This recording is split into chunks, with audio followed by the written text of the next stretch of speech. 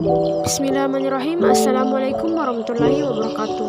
Perkenalkan, kami dari kelompok 2 ingin mempresentasikan hasil kerja video kami. 1.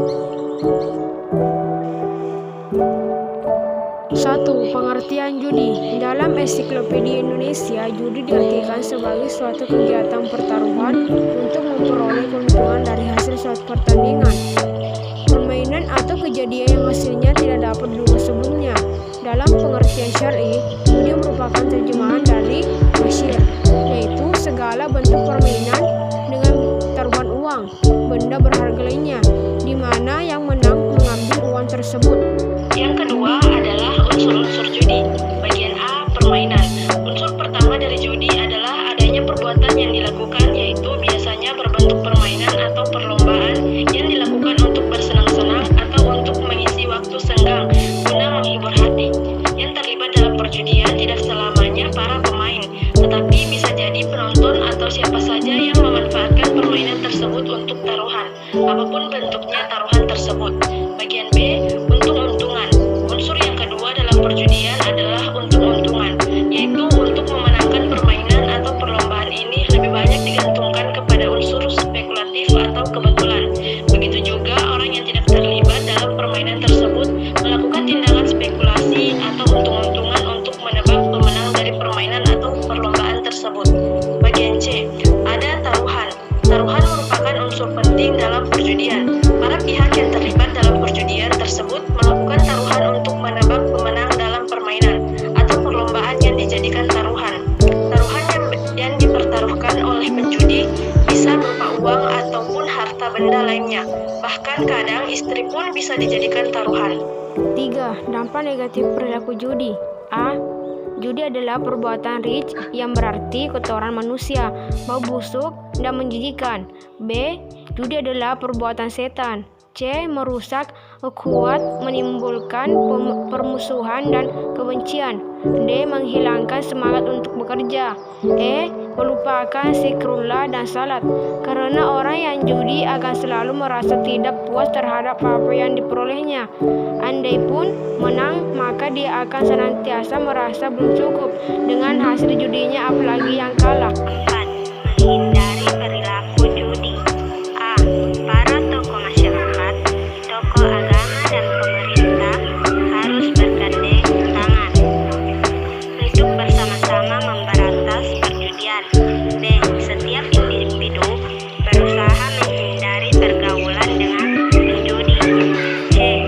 Setiap pelaku perjudian harus menyadari bahwa perilaku judi adalah melanggar ketentuan agama dan negara dengan cara segera bertaubat dan memperbaiki diri dengan amal saleh. D. Berusaha mencari rezeki yang halal dan qanaah. E. Senantiasa berusaha menunaikan kewajiban secara istiqomah, baik terhadap keluarga, lingkungan, dan kepada Allah Subhanahu wa Ta'ala. Melarang perilaku judi, melindungi kehidupan sosial dari akibat buruk yang ditimbulkan dari berjudi. B. Etos kerja akan meningkat sehingga produktivitas individu dan masyarakat dapat meningkat. C.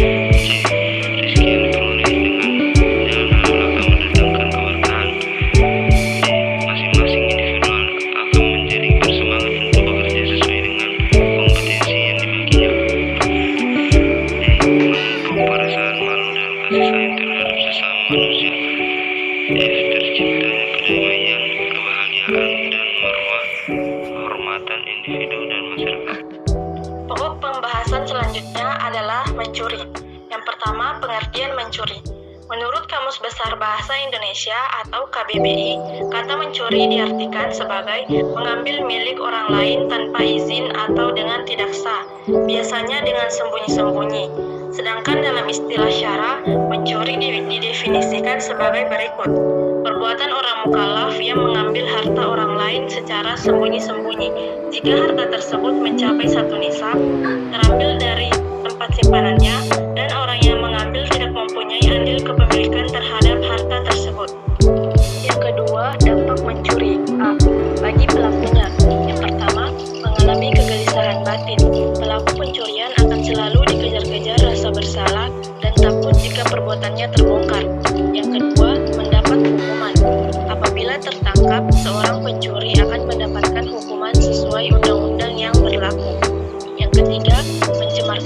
baik.